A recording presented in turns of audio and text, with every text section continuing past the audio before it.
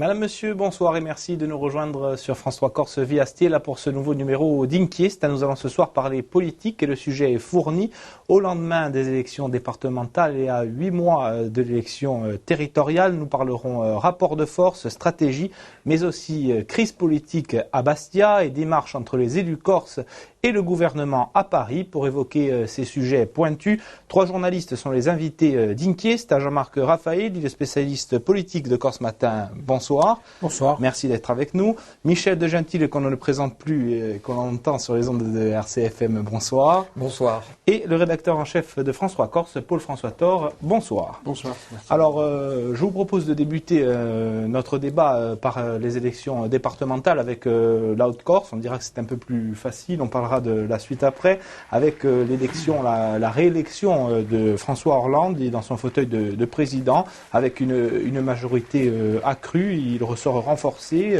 On dit que c'est la victoire, on l'a dit, de Paul Jacob, et qui, malgré la parité, le redécoupage et le nouveau mode de scrutin, a choisi ses hommes et ses femmes, opéré son renouvellement sur fond de division, c'est vrai, au sein de sa famille. On peut dire, Jean-Marc Raphaël, que son pari est plutôt réussi.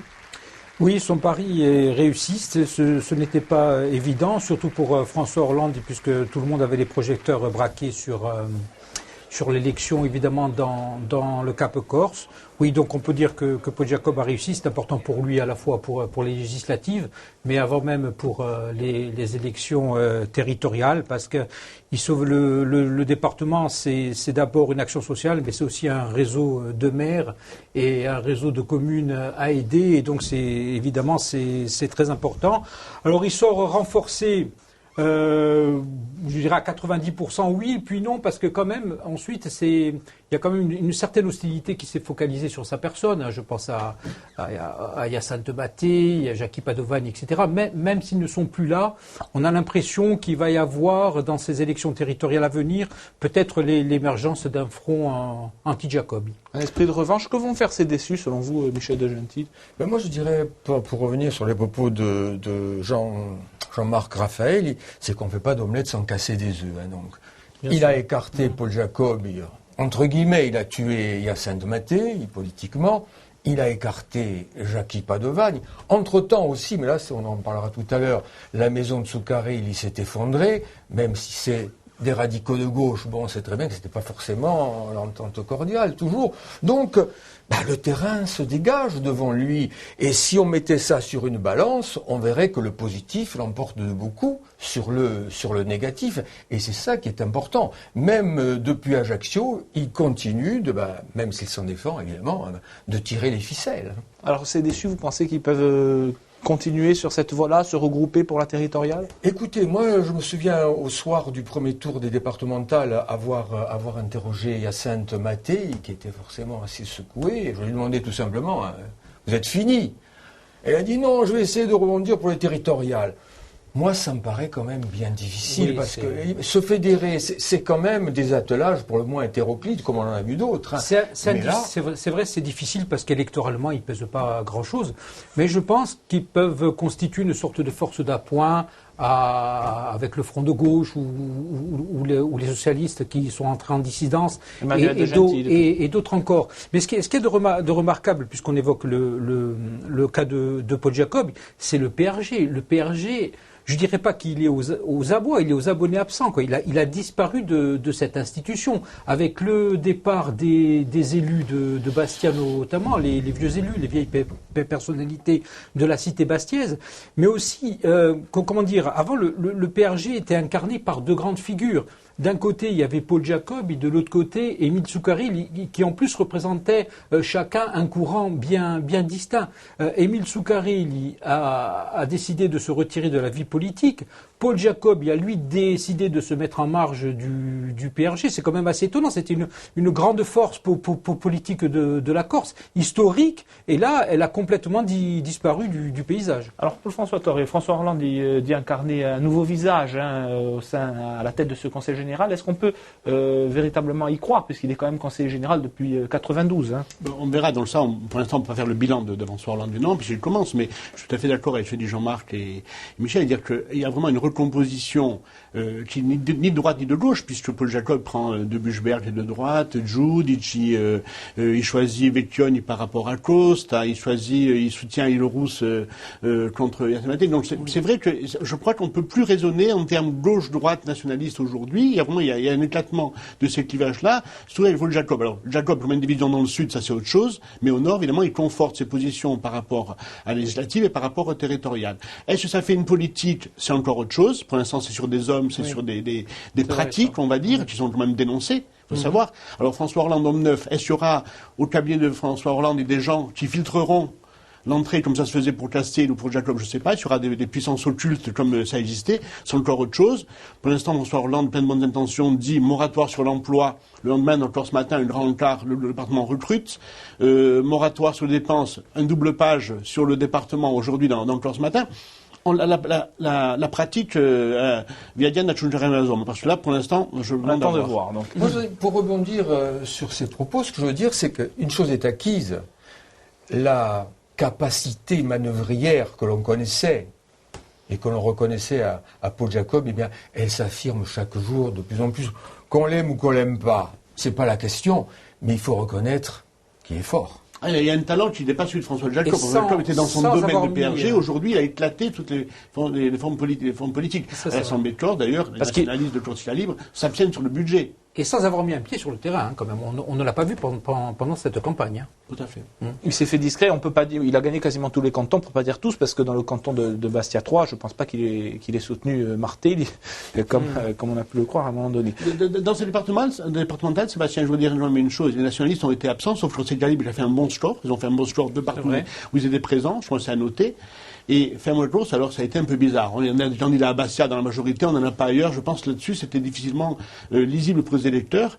Et la droite aussi très particulière en Haute-Corse, très très particulière. Puisqu'on a des gens, Claudie Olmet avec les vice-présidents, il y a des vice-présidences distribuées. Je crois qu'aujourd'hui, le raisonnement, il sort des raisonnements traditionnels. Alors, la vice-présidente a été donnée à Mme Terregui, le binôme de Jean Domine. Mais sur l'opposition, c'est vrai que la droite était quand même à faune au Conseil général. Là, aujourd'hui, l'entrée des nationalistes, c'est un fait historique. Trois élus, ça pourrait changer la donne.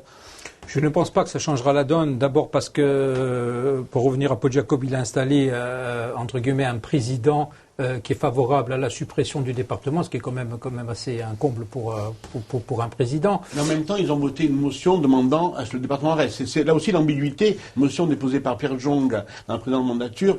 On veut la supprimer. On n'est pas à une ambiguïté près. Mais tout à fait, je crois que c'est... Je pense qu'on va en soulever d'autres. Et puis on ne parle pas aussi du rôle, vous parlez de Mme Terregui, mais on ne parle pas assez du rôle des femmes, parce que finalement, jusqu'à présent, en parlant de politique un peu politicienne, on ne nomme que des hommes, mais les femmes maintenant sont à parité. Bon, c'est vrai qu'elles arrivent, mais si elles réussissent dans leur poste et dans leur mission, qu'elles arrivent à faire l'épreuve, je pense que je dirais pas tout de suite, mais dans les prochaines séances, je crois qu'elles auront leur mot à dire et qu'elles pèseront plus qu'on ne le pense. Ça peut être le cas à la collectivité territoriale, en revanche, où il y a la parité. Ça n'est pas, l'émergence ne se voit pas encore dans cette institution où il y a la parité. Juste un mot là sur les nationalistes à Bastia, donc les amis de Gilles Simeoni. Moi, j'ai plutôt l'impression que surtout, compte tenu de la situation bastio-bastiaise, ils en ont profité pour occuper le terrain.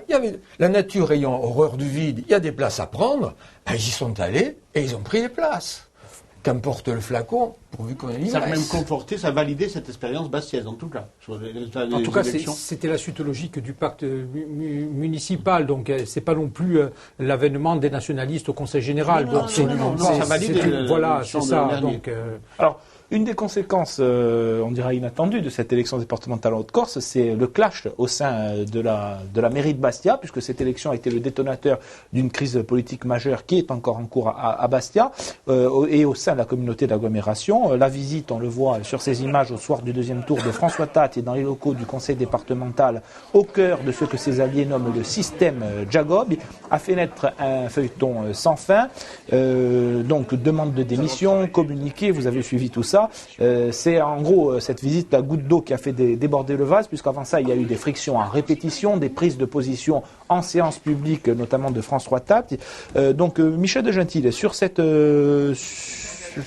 état de fait, finalement, est-ce que l'opposition avait raison de dire que c'était une union contre nature qui ne pouvait conduire qu'à l'éclatement ? Très franchement, moi je vous pose la question. Le premier jour, quand vous avez vu cette union sur la place d'Armes, qu'avez-vous pensé? Moi, je veux dire le fond de ma pensée. Je l'ai dit d'ailleurs, excusez-moi, je manque de modestie, j'avais fait un papier disant que si on avait annoncé ça le 1er avril, tout le monde aurait rigolé. Évidemment, ça tenait pas la route. C'était une union, pourquoi? Vous le savez, pour démolir la citadelle de Tsukkari. Il fallait chasser Tsukkari, tous les moyens étaient bons. Un petit rappel, au lendemain du premier tour, je fais la matinale, on invite tout le monde, Gilles Siméon y vient, Jean Tsukkari y vient, François Tate il vient pas. Pourquoi? Parce qu'il veut pas s'expliquer, parce que là, il est en train de préparer tout. Mais ça, c'est de la politique. Il est dans sa logique, il a mené une stratégie pour faire tomber la maison de Tsukkari. Il fallait qu'il s'allie avec Gilles Siméon. Vous savez, moi je ne suis pas un paysan, mais on sait très bien que dans une basse-cour, il ne peut pas y avoir de coq. Donc la question qui se posait au jour où nous a été présentée cette union hétéroclite, donc Gilles Siméon a dit que c'était l'union de la carpe, du lapin et d'un troisième animal dont je ne me rappelle plus le nom, mais la question qui se posait c'était combien cela va-t-il durer? Alors Jean-Marc Raphaël, il est sur ça. On dit, alors les opposants, en tout cas, les 5 maires de la CAB, Emmanuel de Gentil, Jean-Louis Milan, ils présentent François Tate comme quelqu'un d'ingérable, en somme, avec qui il n'arrive pas à s'entendre sur le contrat de mandature et son application. Est-ce que vous pensez que c'est le cas? Quel est votre avis? Je sais pas. D'abord, ce que je voudrais dire, c'est que si l'accord de Tati, Gilles Siméon, Milani n'avait pas été formel, il aurait été peut-être tacite. Et je ne pense pas qu'en l'absence de cet accord, Jean Tsukkari aurait pu conserver la mairie. Rien n'est moins sûr. Ça, c'est la première chose. Ensuite, je crois au départ, il y avait de réels atomes crochus. Peut-être plus personnel que politique entre Gilles Siméon, François Tate et Jean-Louis Milan. Ils se sont un peu retrouvés entre amis. Bon, ça n'a pas duré, comme le dit justement Michel. C'était quand même assez prévisible. Que l'opposition fasse des choux gras, c'est peut-être un peu abusif, puisque les élections suivantes, les élections suivantes ont prouvé qu'il continuait à être laminé. Je pense que la maison de Tsukkari aura du mal à se reconstruire telle qu'elle était.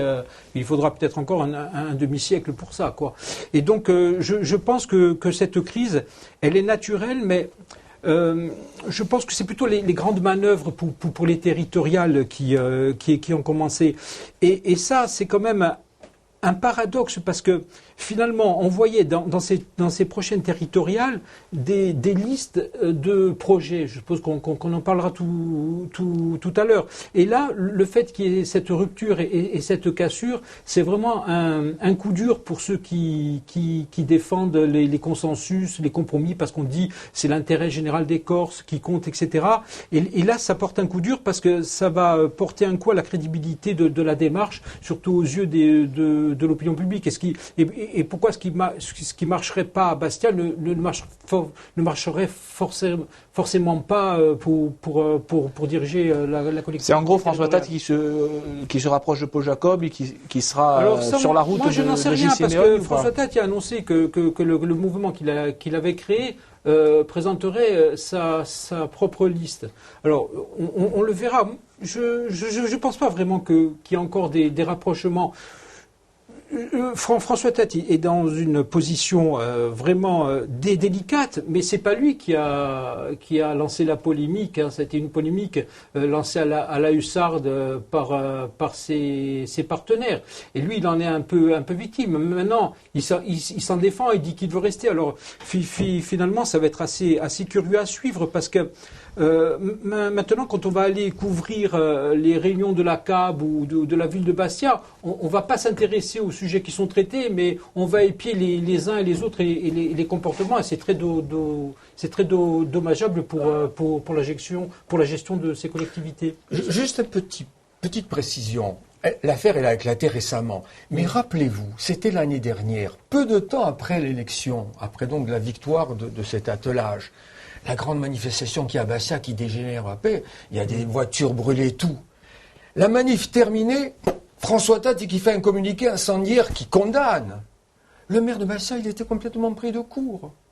Il a réagi beaucoup plus tard. Donc Tati, d'emblée, dès qu'il a été installé, sa première réaction, ça a été de vouloir exister. Et pour exister, il ne pouvait qu'essayer de couper l'herbe sous les pieds. On sait que dans l'Alliance, François Tati est celui qui avait l'ambition d'être maire de Bastia, plus que de Gentil et Milagne. Ça, c'est sûr, donc il y a une concurrence. C'est le maillon faible de cette alliance, c'est évident. Il a toujours annoncé qu'il voulait être calife à la place du calife, il voulait être maire à la place de Jean Zoukaré. Ou le maillon fort. Non. Du moins, fort par rapport à... Non, je parle de l'Alliance. Dans une Alliance, c'est celui qui était le moins sûr, entre guillemets, puisqu'il avait affiché les ambitions d'être maire de Bastia, et on lui donne la CAB en échange de son accord, et lui voit la CAB comme un tremplin, comme M. Vadec est un tremplin pour François Tati. François Tati, son objectif, c'est d'être maire de Bastia. Il ne s'en est jamais caché. Et il a été même surpris que les ministres ne le choisissent pas à la place de son fils, et il est extrêmement en dissidence pour cela.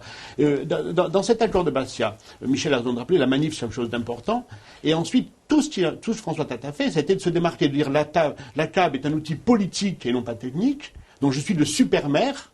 En fait, c'est pas le super maire. Aujourd'hui, c'est pas encore ça. C'est en devenir les agglomérations, c'est en devenir ça, mais pour l'instant, c'est encore pas ça. Il a voulu aller un peu plus vite que la musique, je pense. Il a voulu se démarquer rapidement, récupérer le fonds électoral de Jean Zoukaré, parce que François Tati, c'est combien de divisions?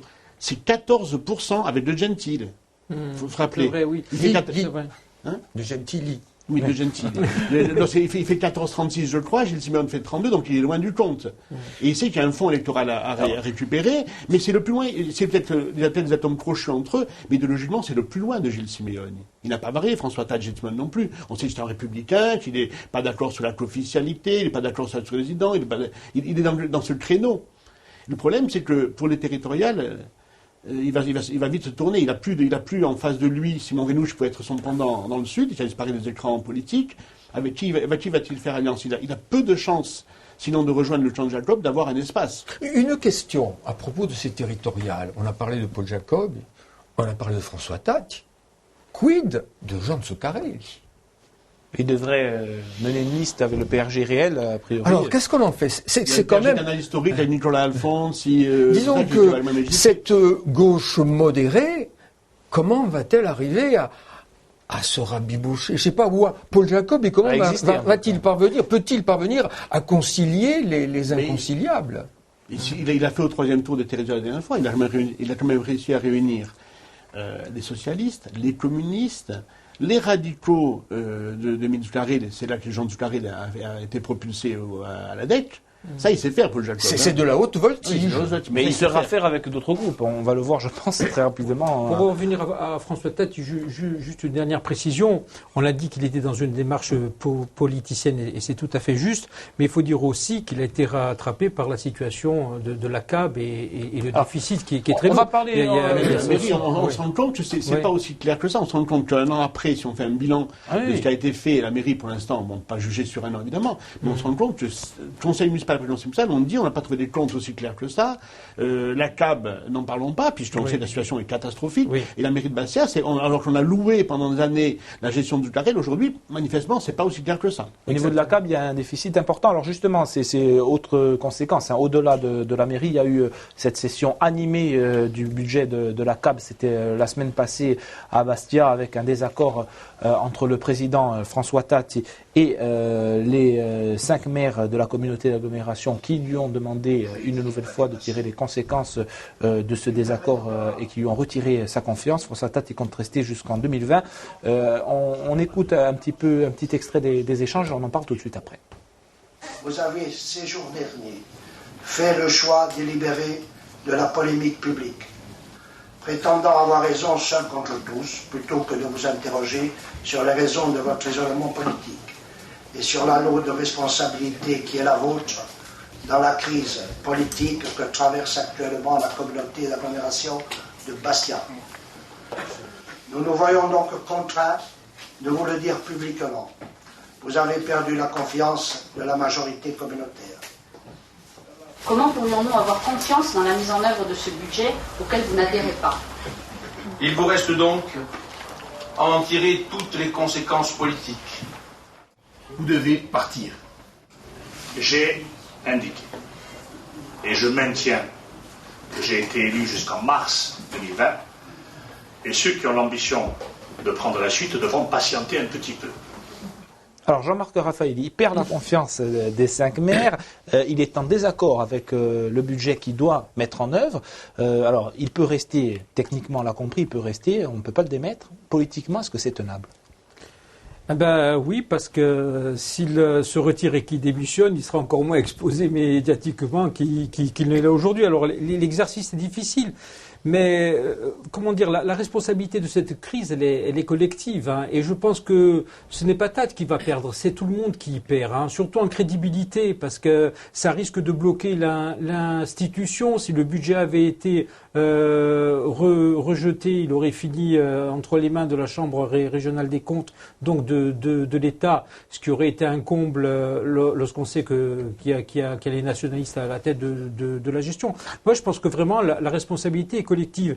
Et Tate, s'il veut continuer à exister politiquement dans le paysage bastien, puisqu'on disait tout à l'heure qu'il avait encore des ambitions de devenir maire de Bastia, même si elles prennent quand même du plomb dans l'aile, je pense qu'il a intérêt à rester. Maintenant, il lui va devoir, c'est très difficile parce qu'il va devoir exécuter un budget qui a été amendé. Alors, on verra avec les années, parce que là on est sur une crise, mais après on verra dans quelques mois si le budget amendé est le bon ou si c'était le sien, le budget original qu'il avait lui-même conçu était le bon. On le verra parce qu'il y aura encore des déficits, des projets qui n'avanceront plus, etc.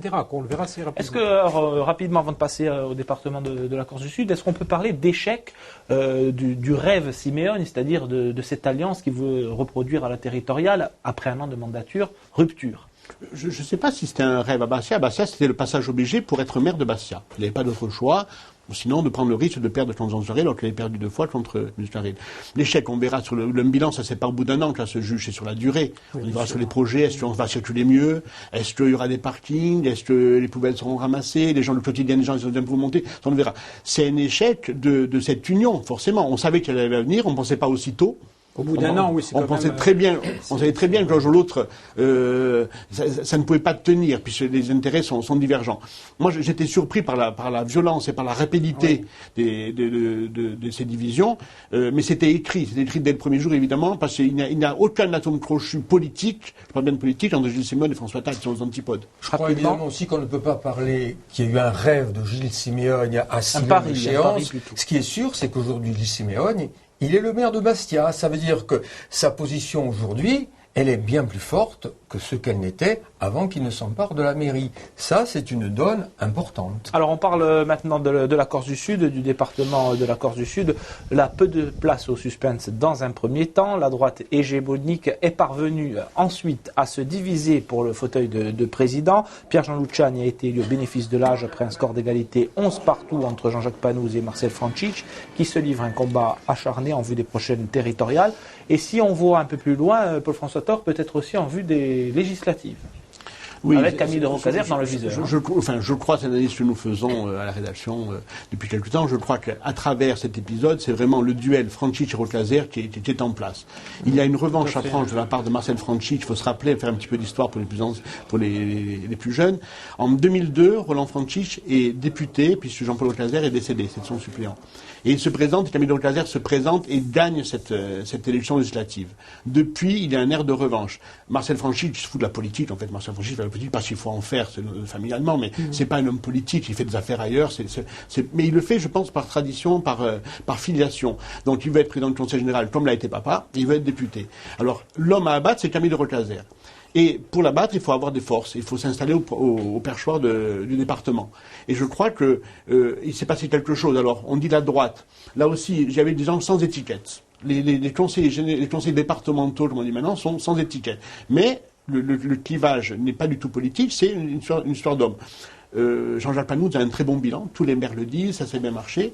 Et à un moment donné, pourquoi Ajaccio? Parce qu'il y a aussi Ajaccio, il n'y a pas que Marcel Francic, il y a Ajaccio qui est avec Marcel Francic dans cette histoire, bascule, parce qu'il faut un poste à Marcel Francic. Et le poste peut être celui de député de la deuxième circonscription. Et pour ça, il faut une place forte. Et je crois que le premier clivage est là. Et je crois que là, on a assisté à un spectacle, un triste spectacle de la droite la plus belle du monde, parce qu'ils ont tout à faire. Et là, commence la division. Alors, Jean-Marc, la droite, tous les leviers de pouvoir en Corse du Sud, elle ne résiste pas à la division. Y a-t-il quand même un vainqueur dans ce combat néfaste pour le parti? Non, le vainqueur, on le verra peut-être dans la désignation des têtes de liste pour les territoriales. Ceci dit, la droite, vous l'avez dit, a une position assez hégémonique. Et je pense que c'est un problème de riches, un problème d'hommes, donc je ne pense pas qu'elle a beaucoup à s'inquiéter.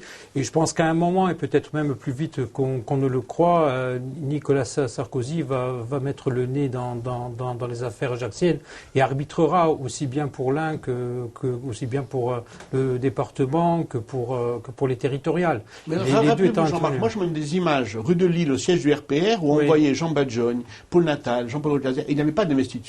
Ce qui risque de se passer, c'est qu'il risque de ne pas avoir d'investiture, de ne pas choisir entre Laurent Marcangeli et Camille Rocazère. Il y aura des primaires, mais c'est couru d'avance. Et ça, on sait très bien que lorsqu'il n'y a pas d'investiture, ça change la donne. Et cette droite qui est hégémonique mais divisée, je crois que les images vont durer longtemps. Parce que là, manifestement, on est dans un clivage. Jean-Jacques Panout, c'est l'homme blessé aujourd'hui. C'est l'homme blessé. C'est vrai. Et donc il ne cédera pas. Et Camille Rocazère. Et on le comprend. Et Camille Rocazère, qu'on a eu récemment, manifestement, il veut montrer qu'il reste quand même quelqu'un de rassembleur. Mais moi, et on sort José Ross, qui a été absente pendant 10 ans de la vie politique. Et donc, forcément, je crois qu'il va y avoir les combats vont être durs. Moi, je dirais que je ne sais pas si Sarkozy va s'en laver les mains. Rappelez-vous, très récemment, il vient de prendre des décisions. Il a imposé Estrosi, il a imposé Pécresse. Donc, il ne peut quand même pas laisser la situation pourrir. Alors, ça ne veut pas dire qu'il va choisir son ami de 30 ans. Ça, on sait très bien ce que valent ces choses-là.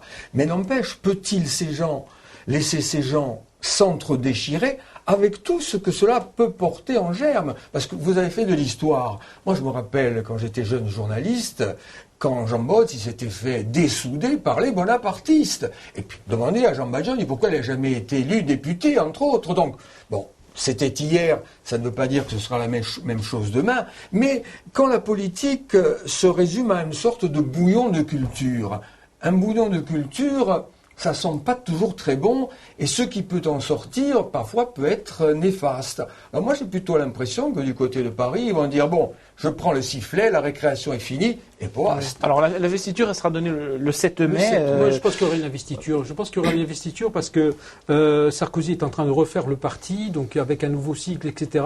Et s'il veut vraiment marquer le coup, je crois que dans toutes les régions, il y aura des candidats qui seront du moins investis, même si c'est vrai que par le passé, soit il y en avait trop qui la demandaient et on ne la donnait pas, soit on la fuyait, quoi. Mais cette investiture va faire qu'il y ait une liste. Parce que le problème, c'est ça. Certainement pas. Aujourd'hui, José Ross est spécialisé sans investiture. C'est difficile pour lui qui revient à sa base d'investiture. C'est difficile lui. Il a l'air d'être le plus légaliste.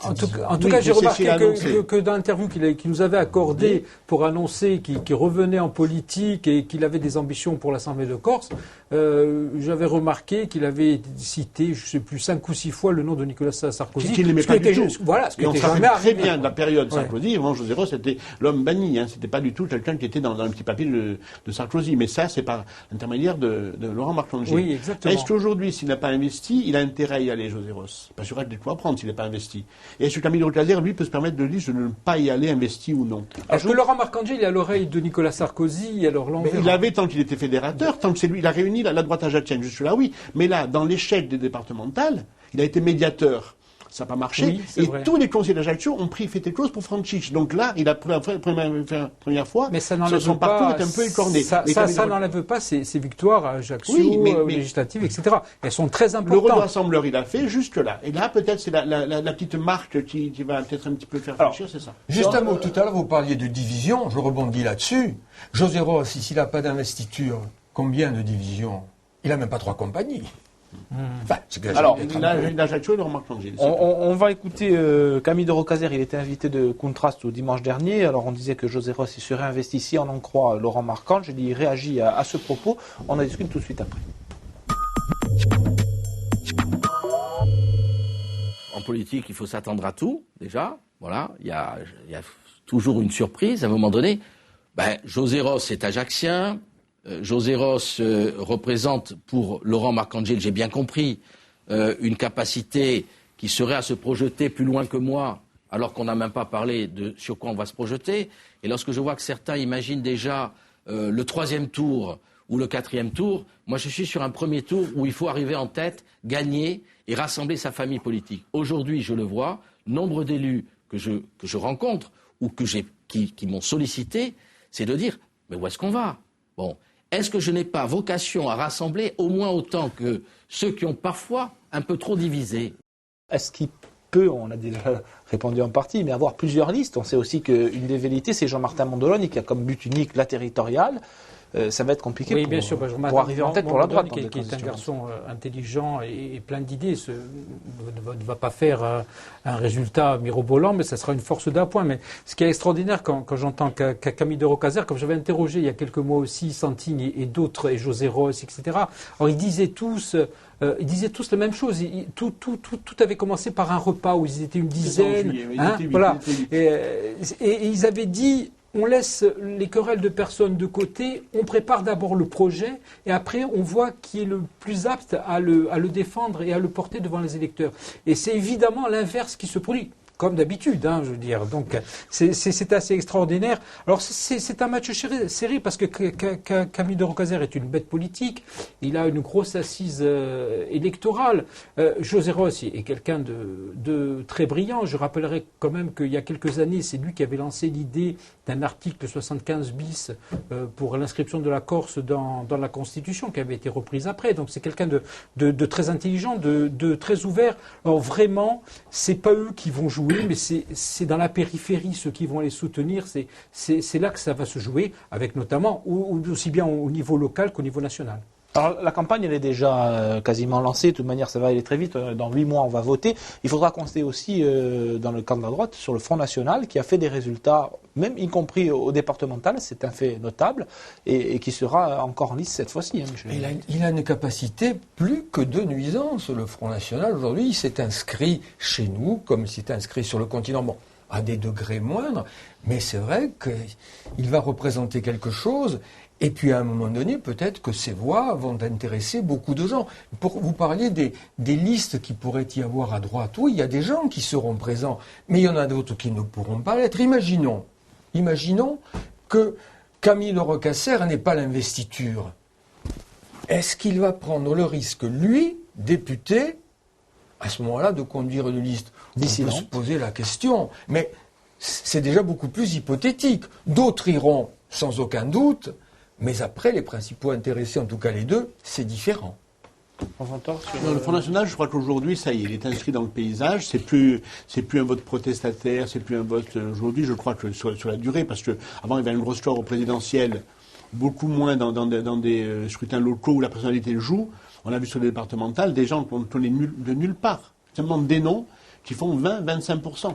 Donc je crois que pour le territorial, ça va compter. Alors est-ce que ça sera Nadine qui conduira la liste, elle sera Tony Card, et il y a encore ce problème. Je crois qu'il y a 3-4 noms qui sont remontés à Paris pour avoir l'investiture, dont Michel Delc aussi de Corse du Sud. Ça, je pense, la faiblesse, c'était sur la tête de liste. Mais ils n'en sont pas là. Aujourd'hui, je crois qu'il y a une démarche. Alors, est-ce qu'ils feront 7%?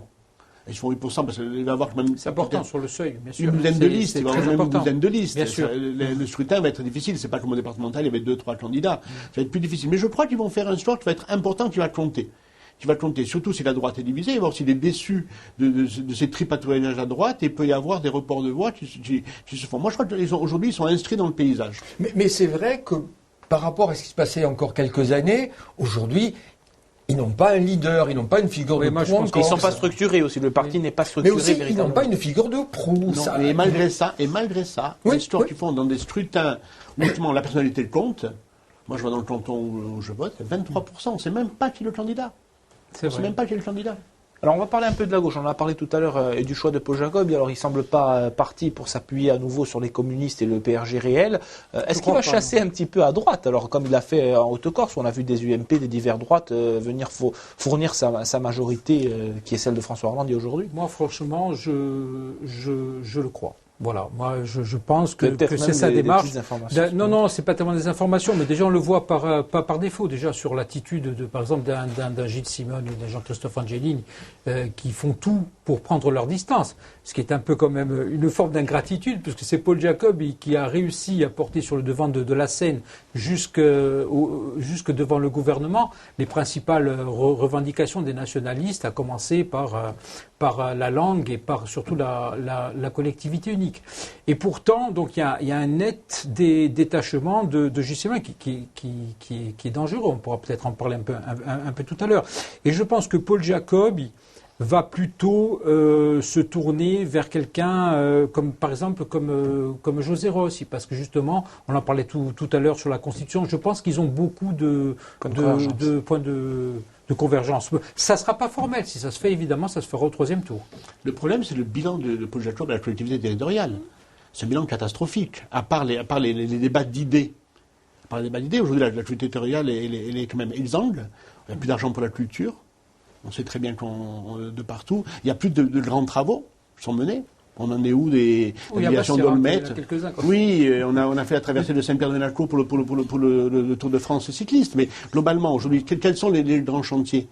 Il y a une vraie difficulté. Et je crois que le clivage entre nationalistes et Paul Jacob, c'est sur les méthodes et sur les pratiques. Sur le corpus idéologique de statut de résident, l'officialité, il n'y a pas de souci. Ils savent que c'est le seul qui a porté comme ça, comme José Ross le faisait avec Paul Procès-Matignon. Mais sur la façon de faire, l'aide aux communes qui est distribuée comme ça de forme discrétionnaire, s'il se fait pour être élu, c'est là-dessus que je fais le clivage avec Gilles Siméon. Et sur les deux principaux adversaires, si tant est de la droite soit divisée. Mais est-ce qu'on gagne une élection sur un bilan? Pas forcément. Moi, je ne sais pas, Chirac, en 2002, il a été réélu. On ne peut pas dire que le bilan de son premier passage à l'Élysée était extraordinaire. Donc voilà, c'est différent, c'est l'élection territoriale. Mais avec Paul Jacob, je crois que tout est possible. Je crois que c'est l'homme de l'art du possible. Hein, vous posiez la question, avec qui peut-il s'allier? Avec tout le monde. Moi, je dirais tout est possible. Moi, je serais aussi un peu plus... Je dirais pas que c'est un prestidigitateur, mais il est capable de surprendre. Il peut avoir des gens de gauche sur sa liste. Il peut avoir des gens de gauche sur sa liste. Il peut nous surprendre au territorial.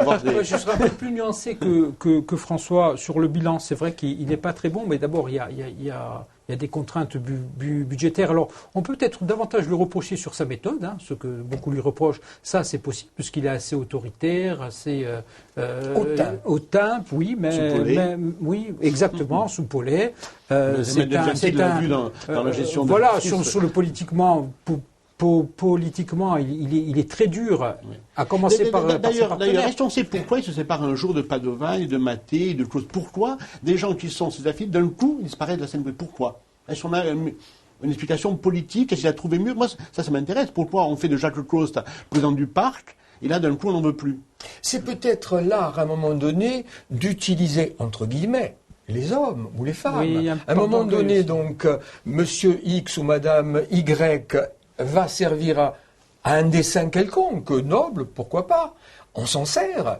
Et puis quand ça va plus, on peut passer à autre chose, pourquoi pas. Donc ça veut dire partie difficile pour les communistes, ça va être compliqué sans doute, le PRG réel aussi, parce qu'il faudra voir les seuils, on le disait tout à l'heure, 5% pour fusionner 7. Ils avaient fait 10% en 2010, mais il y avait le même premier adjoint à Bastia, premier adjoint à Ajaccio, il y avait Sartel, là ils sont en difficulté. Est-ce qu'on peut parler aujourd'hui d'un PRG réel? Moi je dirais un PRG irréel.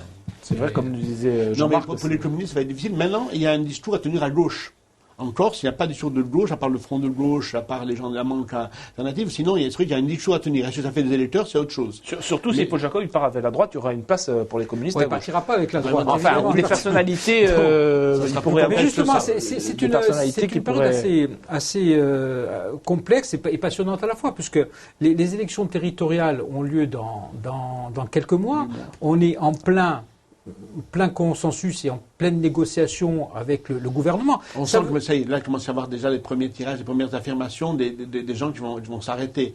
Que ce soit l'autre jour à l'Assemblée Générale d'INSEM, moi Gours, l'autre jour, on sent déjà, là je pense pas ça aille, à part le groupe, la droite, elle sait très bien que c'est pas possible d'avoir l'officialité de cette résident, d'ailleurs, vous n'êtes pas d'accord.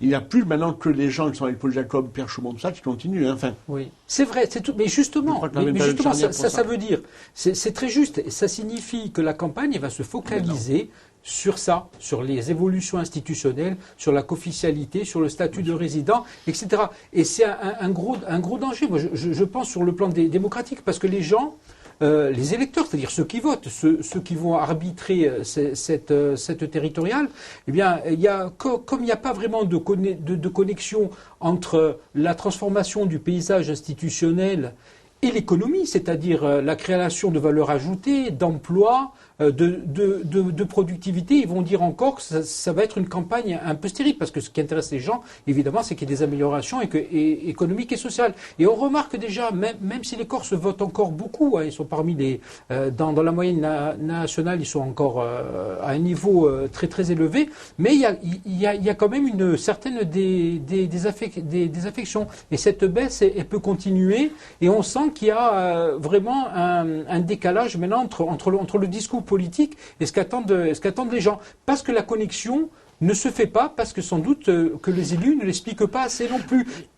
Qu'est-ce que la collectivité unique va apporter en termes d'emploi? Parce que la question est là. Un mot sur les nationalistes, avant de passer justement à la collectivité unique, c'est est-ce qu'on va vers un rapprochement entre Corsica Libre, le FLNC a déposé les armes, Corsica Libre a fait part de son souhait, Issam Beagoursiga l'a dit, il faut se rapprocher la famille nationaliste dans une récente conférence de presse. Rien ne semble pourtant entrepris pour Moi, je crois qu'au-delà des choses bonnes intentions, je ne crois pas. Je ne vois pas comment Gilles Siméone, qui a un gros clivage avec Corsica Libre sur Bastia, peut se rapprocher. C'est quand même lui le leader de Fais-moi-Gours, le patron de Michel Zé, il est maire de Bastia aujourd'hui, c'est lui qui mène le bal. Je ne vois pas comment c'est possible. Il est possible sur des troisième tours, sur des choses, sur des projets, mais je ne vois pas comment il pourrait y avoir de rapprochement. Sur des listes, par exemple. Je n'imagine pas pour l'instant. Maintenant, en politique, on ne peut pas dire.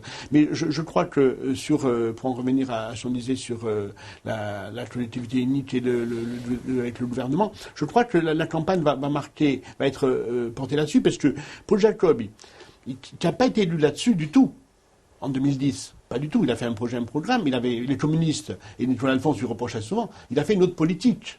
Il n'avait pas de majorité. Il a une majorité relative, donc il a été obligé de se rapprocher des nationalistes pour avoir des majorités de consensus, mais sur quelque chose qui est hors programme. Hors programme. Donc là, c'est vrai que cette fois, il va falloir afficher les intentions. On va vers le collectivité. Pourquoi faire? Est-ce que vraiment, c'est une force de frappe d'avoir le budget des trois collectivités ensemble, on peut améliorer la situation? Est-ce qu'en termes d'emploi, ça va être amélioré? On est dans une période très très difficile, on va se prendre le choc de la SNCM. Exactement, il y a la SNCM, elle va jouer dans cette campagne. Voilà, on est en plein dedans, parce que c'est des centaines de familles qui risquent de... Il y a quand même 22 000 chômeurs, 50 000 précaires, on sait que le pauvreté encore, ça va compter. Alors, la collectivité unique ne peut pas tout faire, hein. La collectivité ne peut pas... En revanche, il peut y avoir des politiques, des travaux publics, par exemple. Au-delà des grands mots, des grands thèmes, tu disais, Jean-Marc, oui, il va y avoir de grands thèmes, n'est-ce pas? Là, on va beaucoup parler de collectivité unique, exactement, etc., etc. Mais il y a aussi le basique, et moi j'ai l'impression que souvent, l'électeur de base, lui, il se préoccupe pas tant de ces choses-là. Il est beaucoup plus terre à terre. S'il veut, qu'elle soit municipale, départementale ou territoriale, il veut une route. On parlait du problème de la SNCM. Oui, ça, c'est un gros problème. Oui, mais on sait très bien que l'État a du mal à mener des politiques publiques en termes d'emploi. C'est pas la collectivité qui va le faire. On sait très bien que la collectivité n'aura pas de levier à part faire des travaux ou gérer le social. Quelle politique voulez qu'elle mène en termes d'emploi? C'est pas son rôle. Elle n'a même pas les compétences. Et puis le problème, sont-ils crédibles, les politiques? Moi, je sais pas, j'ai suivi comme vous le débat à distance entre José Rossi et Camille Doracasser. Tous deux n'ont parlé que d'économie. Et on en arrive à ce stade où aujourd'hui encore, on a parlé de projets, mais de projets, point pour l'instant. Alors on en parle beaucoup, mais pour l'instant, on ne voit rien poindre. Alors j'ai l'impression que l'élection, elle sera peut-être aussi d'abord politico-politicienne. Alors un mot sur ce qui est, vous le dites tout, n'intéresse pas les lecteurs. On va regarder quand même quelques images de ces débats qu'il y a eu à Paris, de cette réunion autour de la ministre Marie-Lise Lebranchu et de Bernard Cazeneuve, le ministre de l'Intérieur, qui recevait une délégation d'élus corses. C'était le 13 avril dernier. Ils ont parlé quasiment uniquement de ce projet de collectivité unique. On écoute la ministre de la décentralisation, on en parle dans un instant. Nous sommes appelés à travailler avec les élus de Corse qui étaient représentés ici ce matin, avec Bernard Cazeneuve, dans le cadre qui a été fixé par le président de la République, qui est simple. On fait tout ce qui est possible en termes réglementaires. C'est pour ça qu'on a fait un certain nombre d'adaptations, qu'on propose un certain nombre d'adaptations. Ensuite, avec la loi NOTRe, on écrit tout ce qu'on peut écrire, par exemple sur la collectivité unique, sur les dispositions financières et fiscales, etc., etc. On écrit tout ce qu'il est possible en termes de loi, donc en termes législatifs. Et in fine, quand on aura fini tout cela, tout ce travail, et donc bientôt, eh bien, le président de la République regardera ce qui reste comme demande, qui n'ont pas pu être satisfaites, bien évidemment, dans le cadre qui est le nôtre, c'est-à-dire le cadre de droit. Voilà. Donc, et on n'a pas enterré la révision constitutionnelle, comme j'ai entendu dire ce matin. Non, in fine, c'est le président de la République qui prendra sa décision au vu des éléments qui restent encore à discuter. Alors Jean-Marc, les nationalistes claquent la porte parce qu'ils disent que, contrairement à ce que dit un ministre, que le reste est enterré, l'encore, statut de résident, tout cela. Les communistes parce qu'il n'y a pas de référendum. Est-ce que finalement c'est l'échec de cette démarche? On ne parle plus que de la collectivité unique dont on ne connaît même pas le contenu pour l'instant. Ça c'est vrai. Bon, d'abord ce n'est pas un échec, puisque quand même il y avait une délibération qui demandait la collectivité unique et que la Corse va sans doute l'obtenir. Ça c'est une première chose. Ensuite c'est vrai que sur tout le reste, il y a un gros décalage. C'est pour ça qu'on parlait tout à l'heure, vous parliez des nationalistes. Rien que les nationalistes radicaux n'ont intérêt de se rapprocher de personne, puisque au fur et à mesure de la campagne électorale, ils vont se détacher du gouvernement, ils vont essayer d'accentuer le bras de fer, parce que c'est leur cuisine, c'est leur marque de fabrique. Donc, et ils ont intérêt à avoir leur propre liste, ils ont leur noyau de militants. Ils continueront dans cette voie. C'est beaucoup plus délicat pour Gilles Simon, qui lui, Gilles Simon, il est fait magours, plus généralement, qui essaye de tendre la main à tout le monde et qui n'arrive à se connecter pour le moment avec pas grand monde. Alors, ça pose, il y a quand même un décalage entre les délibérations et ce que dit la ministre. Il y a le problème du référendum. Il n'y aura pas de référendum, ça pose quand même un problème. Ensuite, elle parle du président de la République qui pourrait in fine, mais il n'y aura jamais de congrès à Versailles pour la Corse. Ça, c'est mort et enterré. Sur la co-officialité, le statut de résident, on n'en parle plus. Et moi, je pense que ça va être encore très, très, très ambigu, parce qu'il va y avoir un travail avec le gouvernement, et ça sera la période où les gens auront le plus intérêt de se détacher de ce travail en commun. Donc ça va être assez curieux. Fanfan, est-ce qu'on peut dire que les élus, en tout cas les nationalistes, ont été bernés ou ils ont fait semblant de croire qu'il pouvait y avoir un espace? Ils n'ont pas été bernés. Depuis le début, que ce soit François Hollande en campagne, que ce soit Jean-Marc Ayrault, on l'a pas entendu, mais que ce soit Marc Menvas, ils n'ont jamais dit qu'ils allaient avancer là-dessus. En revanche, eux disent, c'est que l'Assemblée de Corse délibère majoritairement, unanimement, le gouvernement doit entendre. Mais pour l'instant, il n'y a pas eu d'écho. Pour l'instant, il n'y a pas eu d'écho. Alors, collectivité unique, chiche, oui, mais comme vous dites, qu'est-ce qu'on fait? Référendum, vous savez très bien que s'ils font un référendum, ça sera non. Les gens votent toujours, ils votent jamais, ils ne répondent jamais à la question. Donc là, pour une fois, le gouvernement dit, bon, il est un peu intelligent, il dit, pas de référendum, sinon on sait qu'on va à la catastrophe si on verse cette collectivité unique. Après, sur ce qui fait des débats, le gouvernement, il n'a pas berné, il n'a jamais dit on va aller vers ça. Alors pourquoi il claque la porte? C'est du posture. Aujourd'hui, comme dit Jean-Marc, on approche des élections. Comment faire pour se différencier de Paul Jacob ou des autres? Comment faire sinon d'avoir... Alors Paul Jacob, lui, il va dire non, on continue, il faut avancer comme Pierre Chaumont. Mais les nationalistes n'ont pas intérêt à coller aujourd'hui à Paul Jacob, à coller à la gauche. Ils n'ont pas intérêt, ils ont intérêt à se démarquer et à expliquer que eux veulent aller vers cette collectivité unique, ils veulent aller vers l'officialité. Jacob, lui, quand même, il est député, il fait la loi, quoi. Il peut dire c'est pas bien, mais il peut pas être en guerre avec le gouvernement. Moi, ce que j'ai retenu, au-delà du fait qu'il y a eu cette large majorité d'élus qui ont en gros applaudi, on dit que c'était bien, c'est que d'abord, les délibérations de l'Assemblée de Corse, pipi caca, ça compte pas. On foule au pied quand même. Une délibération unanime. Première chose. Après, quand j'entends la ministre nous dire la discussion va se faire en concertation. Moi, là, j'aimerais bien savoir ce qu'est la concertation. Je vais prendre une image sportive. Je pensais un peu, quand je l'écoutais, je me rappelais le match d'hier soir entre le Barça et le PSG. Le Barça a confisqué le ballon, il a fait tout ce qu'il voulait. J'ai l'impression que le gouvernement, en fait, c'est lui qui est maître du jeu. Bien sûr. Mais et alors, à ce moment-là, que va-t-il laisser à nos... Non, mais attendez, il y a une réforme territoriale en France. Il y a 13 régions aujourd'hui. Est-ce que les gens ont été consultés? Non, c'est le gouvernement qui fait. Il y a qu'ici, il y a des chimères, on croit que... Non, est-ce qu'il y a eu un référendum? Non, bien. Et si le gouvernement à l'initiative l'Alsacien. Si le gouvernement lâche sur la collectivité unique, c'est parce que dans 10 ans, il y aura des collectivités uniques. Mais il n'y aura plus de département. Mais qui peut croire que le département va Donc c'est lui le maître du jeu, et il va faire, au fond, ce qui lui semblera le mieux. Quand il y a unanimité, il va en tenir compte. Quand il y a unanimité, c'est un fait politique. Mais après, avant d'aboutir, il y a peut-être des années qui vont se passer. Donc vous êtes tous d'accord pour dire que sur le reste, langue corse, statut de résident, il n'y a pas de volonté d'aller... Là, pour l'instant, mais après, ça a un rapport de force politique. Si la collectivité, si la Corse le demande un jour ou l'autre, ils y arriveront, mais à ce jour... La Corse l'a déjà demandé. Oui, mais elle a demandé, mais pas forcément justement. Il faut passer par la réforme de la Constitution, il n'y en aura pas. Il n'y en aura pas. On sait très bien que François Hollande n'a pas de majorité politique, ni la volonté politique de le faire. Il y a les deux événements. Au fond, c'est un jeu de dupes, on a l'impression, rien d'autre. C'est de la politique. Hein. Et le fait de passer par la loi NOTRe, Camille de Rocazère dit ça fragilise parce que l'UDI et l'UMP ne vont pas la voter. Et si on change de gouvernement, ils peuvent revenir dessus. Mais alors c'est comme pour le référendum. Si on passe par une loi spécifique, c'est la même chose. Il faut reporter. Il faut se dire que la collectivité unique interviendra en 2021, peut-être avec 3 autres ou 4 autres régions. Et on ne sera plus la tête de pont de la décentralisation, ce qu'on veut être. Mais il y a aussi, on parle de la co-officialité du statut des résidents, mais il n'y a pas que ça. On est aussi sur la collectivité unique.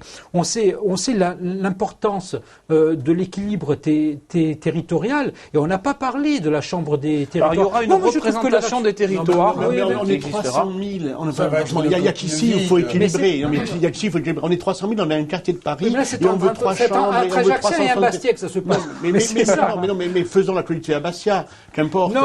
Mais qu'est-ce que ça veut dire dans un pays de 300 000 habitants, 360 communes d'intercommunalité et 2 chambres? Mais pourquoi faire? On a l'impression que c'est un hochet qui est maintenant. Non, une chambre qui. On nous donne un hochet, mais habitez-vous avec. Ça paraît pas abusif. Ça paraît franchement, moi là-dessus, je dis que l'unité unique, c'est une unité unique, voilà. C'est-à-dire avec des gens de 63 membres. Franchement, je ne vois pas, ça va équilibrer quoi? Moi, je pense que la vérification de l'intérieur va être réglée par ça. Le pouvoir, ça peut être intéressant.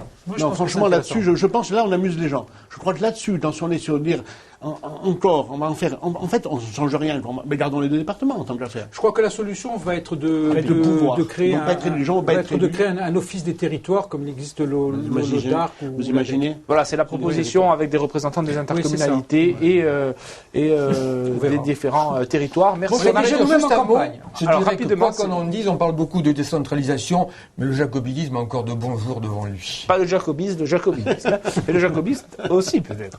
Voilà, on le saura bientôt. Merci à tous d'avoir suivi cette émission. À revoir sur notre site internet en multidiffusion sur Viasté. Là, merci à mes confrères qui ont débattu ce soir sur ce plateau. L'actualité est à suivre, bien sûr, dans toutes nos éditions. Buonasera a tutti. E au mese di giugno.